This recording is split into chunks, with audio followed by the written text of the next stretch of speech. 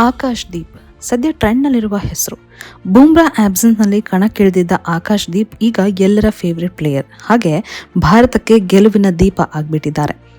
ಪ್ರತಿ ಸಕ್ಸಸ್ ಹಾಗೂ ಪರಿಶ್ರಮದ ಹಿಂದೆ ಒಂದು ಸ್ಯಾಡ್ ಸ್ಟೋರಿ ಇದ್ದೇ ಇರುತ್ತೆ. ಯಾರೂ ಕೂಡ ಸುಮ್ಮನೆ ಸಾಧನೆಯ ಮೆಟ್ಟಿಲು ಹತ್ತೋದಿಲ್ಲ. ಆದರೆ ಇವತ್ತು ನಾನು ಹೇಳೋ ಹೊರಟಿರೋ ಆಕಾಶ್ ದೀಪ್ ಕಥೆಯೇ ಬೇರೆ. ಈ ಕಥೆ ಕೇಳಿದ್ರೆ ಎಂಥವರಿಗೂ ಒಂದು ಕ್ಷಣ ಕರಳು ಚುರುಕನ್ನದೇ ಇರೋದು. ಬಿಹಾರದ ಮಿಡಲ್ ಕ್ಲಾಸ್ ಫ್ಯಾಮಿಲಿಯವರಾದ ಆಕಾಶ್ ತಂದೆಯ ಕನಸನ್ನ ನನಸು ಮಾಡುವಲ್ಲಿ ಎಡವಿದ್ರು ಬದುಕಿನಲ್ಲಿ ಗೆದ್ದ ಛಲಗಾರ. ಟೀಚರ್ ಆಗಿದ್ದ ಆಕಾಶ್ ತಂದೆ ಮಗ ಗೌರ್ಮೆಂಟ್ ಕೆಲಸ ಮಾಡಲಿ ಅನ್ನೋ ಆಸೆ ಇಟ್ಕೊಂಡಿದ್ರು. ಇದೇ ಕಾರಣಕ್ಕೆ ಪೊಲೀಸ್ ಎಕ್ಸಾಮ್ ಕೂಡ ಬರೆಸಿದ್ರಂತೆ. ಆದ್ರೆ ಆಕಾಶ್ಗೆ ಇದ್ಯಾವುದು ಬೇಕಿರಲಿಲ್ಲ. ಕ್ರಿಕೆಟ್ ನನ್ನ ಜಗತ್ತು ಅಂತ ವೆಸ್ಟ್ ಬೆಂಗಾಲ್ಗೆ ವಲಸೆ ಬಂದ ಆಕಾಶ್ ಕ್ರಿಕೆಟ್ ಅಕಾಡೆಮಿ ಸೇರ್ಕೊಂಡ್ರು. ಅಲ್ಲಿಂದ ಕ್ರಿಕೆಟ್ ಜರ್ನಿ ಶುರುವಾಯಿತು ಎನ್ನುವ ಆಕಾಶ್ ಆಸೆಗೆ ತಂದೆಯ ನಿಧನ ಬರಸಿಡಿಲಿನಂತೆ ಬಡಿದಿತ್ತು. ಅಷ್ಟೇ ಅಲ್ಲ, ತಂದೆಯ ಸಾವನ್ನ ಅರಗಿಸಿಕೊಳ್ಳೋಕು ಮುಂಚೆನೆ ಅಂದ್ರೆ 6 ತಿಂಗಳ ಅಂತರದಲ್ಲಿ ಅಣ್ಣನ ಸಾವು ಕೂಡ ಆಗಿತ್ತು.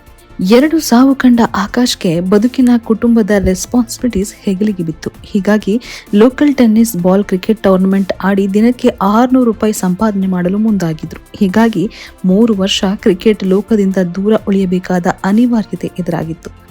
ಬಟ್ ಮನಸ್ಸು ಏನನ್ನ ಸಾಧಿಸುವ ಗುರಿಯ ಕಡೆ ಹೊರಟ್ರೆ ಜವಾಬ್ದಾರಿ ಅನ್ನೋದು ಮತ್ತೊಂದು ದಾರಿ ತೋರಿಸುತ್ತೆ ಅನ್ನೋ ಹಾಗೆ ಆಕಾಶ್ ಕಂಡಿದ್ದ ಬೆಟ್ಟದಷ್ಟು ಕನಸು ಹಾಗೆ ಉಳಿದಿತ್ತು. ಆದ್ರೂ ಆ ಕನಸನ್ನ ಕೈ ಬಿಡೋಕೆ ಸಾಧ್ಯನೇ ಇಲ್ಲ.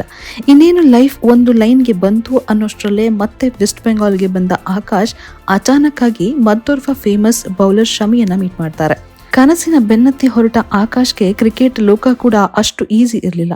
ಒಂದು ಹಂತಕ್ಕೆ ಲೈಫ್ ಸುಧಾರಿಸ್ತು ಅನ್ನೋಷ್ಟರಲ್ಲಿ ಕೋಲ್ಕತ್ತಾದಲ್ಲಿ ಯಾರೂ ಪರಿಚಯ ಇರಲಿಲ್ಲ. ತಿನ್ನೋಕೆ ದುಡ್ಡು ಸಹ ಇರಲಿಲ್ಲ. ಆದ್ರೂ ತನ್ನ ಕನಸು ಕಮರಿ ಹೋಗ್ಬಾರ್ದು ಅನ್ನೋ ಕಾರಣಕ್ಕೆ ಅಲ್ಲೇ ಒಂದು ಸಣ್ಣ ರೂಮನ್ನ ಮಾಡಿ ಚಿಕ್ಕ ಪುಟ್ಟ ಕೆಲಸಗಳನ್ನ ಮಾಡ್ತಾ ಟೆನ್ನಿಸ್ ಬಾಲ್ ಕ್ರಿಕೆಟ್ ಟೂರ್ನಲ್ಲಿ ಆಡ್ತಾ ಒಂದಷ್ಟು ದುಡ್ಡನ್ನ ಸಂಪಾದನೆ ಮಾಡಿ ತನ್ನ ಕನಸನ್ನ ನನಸಾಗಿಸಿಕೊಳ್ಳಲು ಆಕಾಶ್ ದೀಪ್ ದಿಟ್ಟ ಹೆಜ್ಜೆ ಇಟ್ಬಿಟ್ರು. ಹೀಗೆ ಡೇ ಅಂಡ್ ನೈಟ್ ಕಷ್ಟಪಟ್ಟ ಆಕಾಶ್ ಬೆಂಗಾಲ್ ಅಂಡರ್ 23ಗೆ ಸೆಲೆಕ್ಟ್ ಆದ್ರು. ಅಲ್ಲಿಂದ ಬೆಂಗಾಲ್ ರಣಜಿ ಟೀಮ್ 1-2 ಡೊಮೆಸ್ಟಿಕ್ ಸೀಸನ್ಗಳ ನಂತರ ರಾಯಲ್ ಚಾಲೆಂಜರ್ಸ್ ಬೆಂಗಳೂರು ತಂಡಕ್ಕೂ ಕೂಡ ಆಯ್ಕೆ ಆದ್ರು.